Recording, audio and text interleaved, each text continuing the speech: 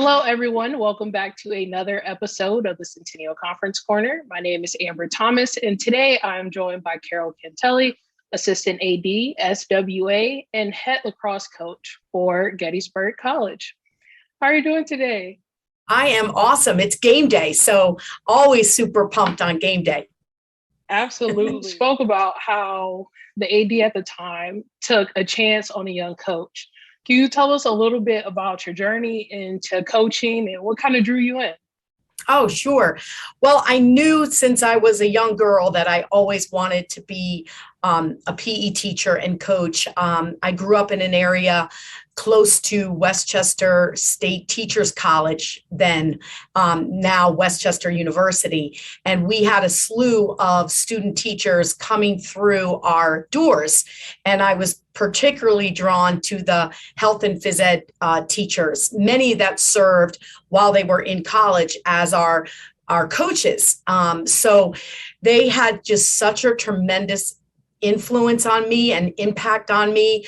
They were confident, fun, and I just was like, I want to do what they do. And so I put the blinders on, quite frankly, and pursued the field. And it's just been a love affair ever since. And I really thought I wanted to be in the high school and elementary school, but I kind of really got more into the coaching part of it. So said, can I do this full time? And what does that look like?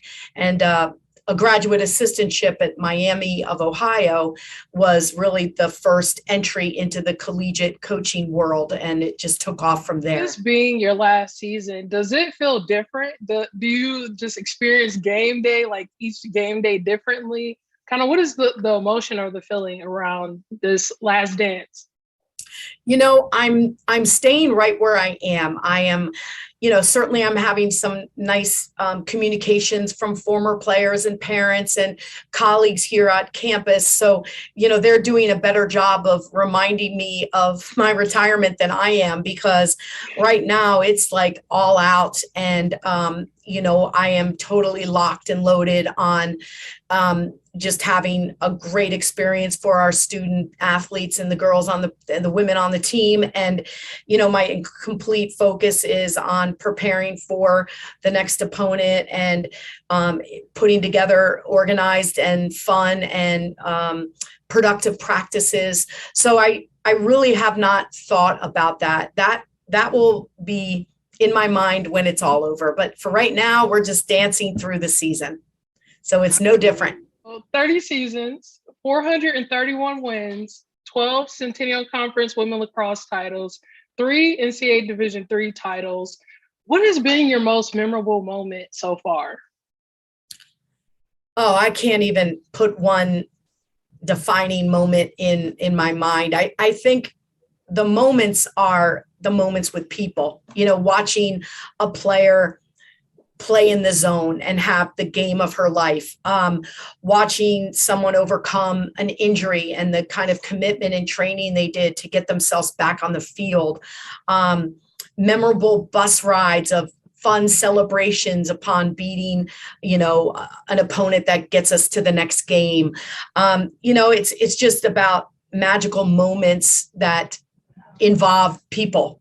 So I can't really identify one particular moment. It's just a collection of even just the mundane moments, watching the kids walk out to practice, talking and sharing their events of the day, just seeing their relationships with one another. Those are the moments that really make the biggest impact. There are any young coaches out there who, are aspiring to get into collegiate coaching. What is the top advice you would give them?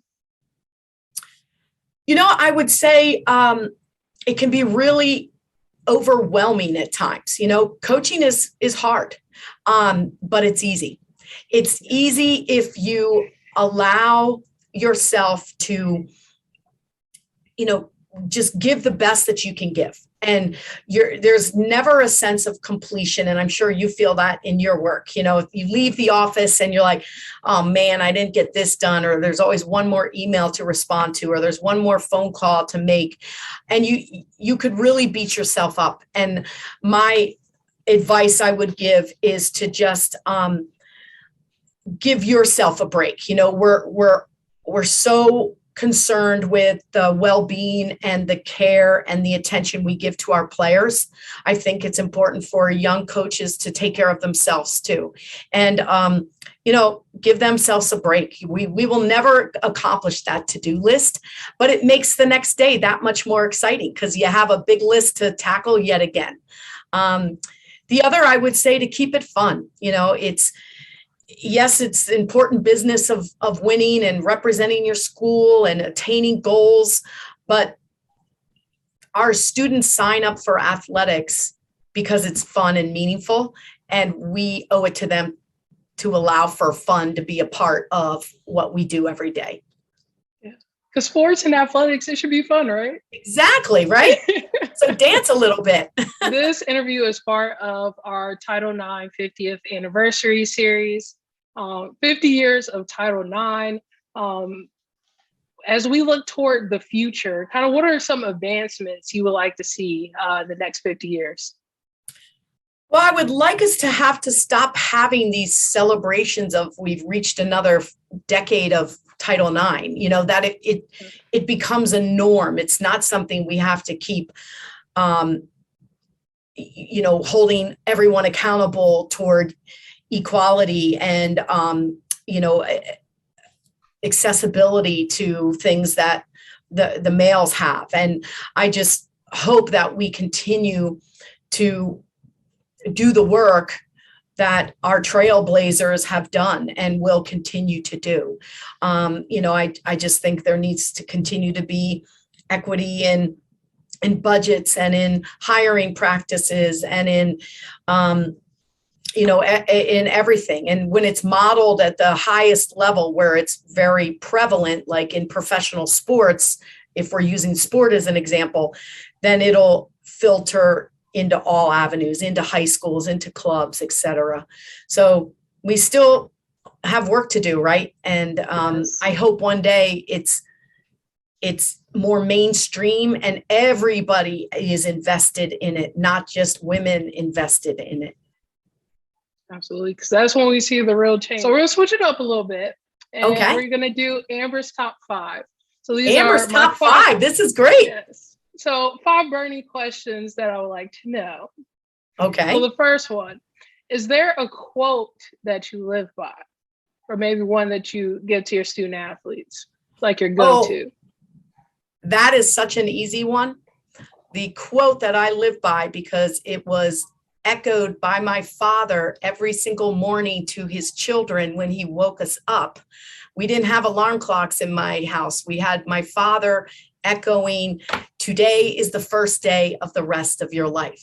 And that is the mantra that we had in my household that I have tried to emulate and communicate to my teams, because this is all we have. We know we have today, and how are we going to live it? How are we going to show up for others and for ourselves?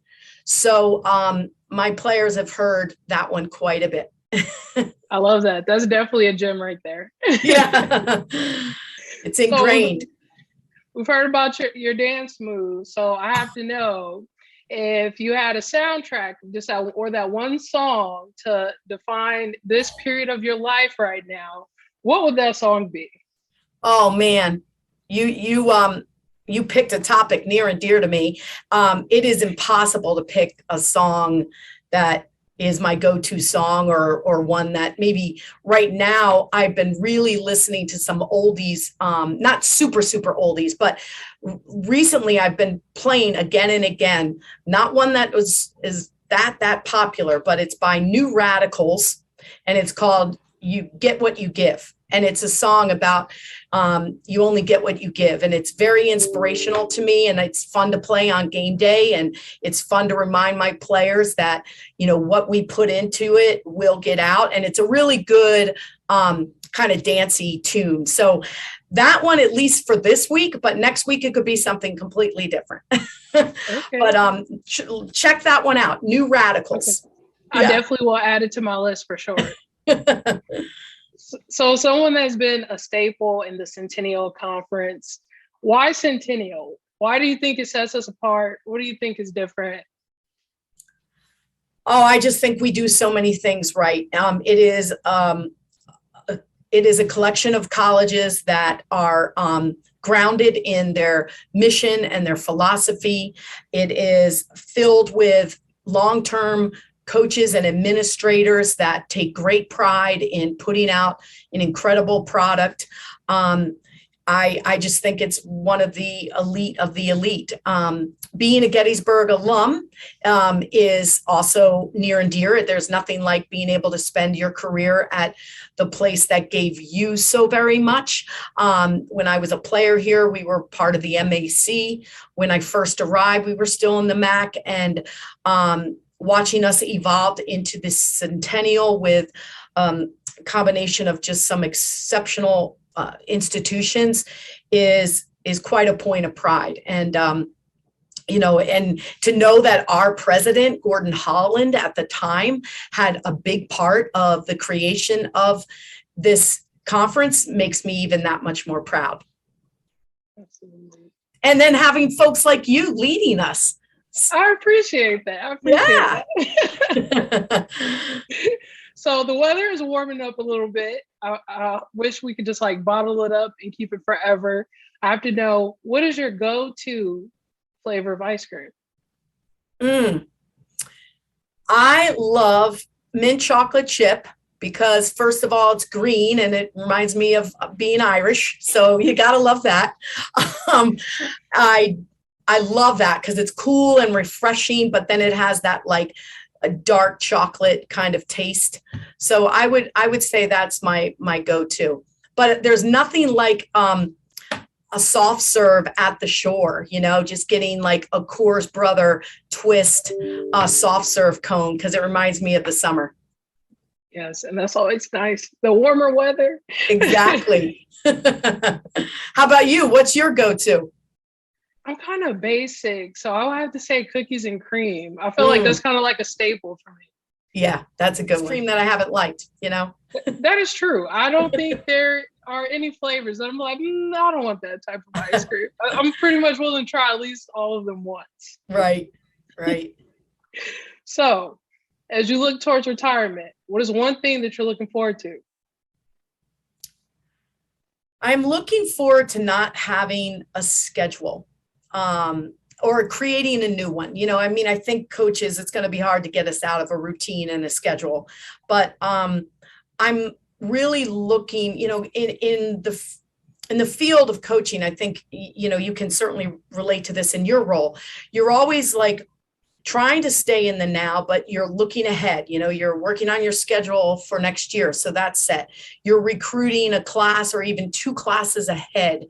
And your job always kind of puts you in this forward mindset of preparing, and you're ready for the next fire to put out.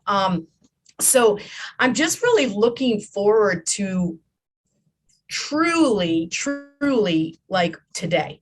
What is today? And not having to worry about, well, we got to prepare for this and this team is coming up next. So let's watch film and get prepared for that.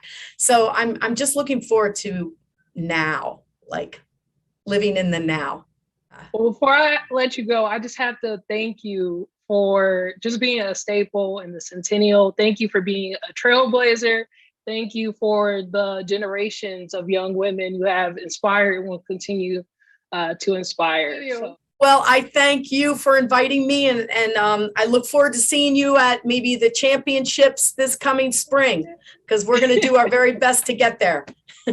Absolutely. Everyone, you can catch a new episode of the Centennial Conference Corner on Instagram, Twitter, and Facebook at Centennial Conf, or on our website, centennial.org. And until next time, we'll see you later. Bye. Bye.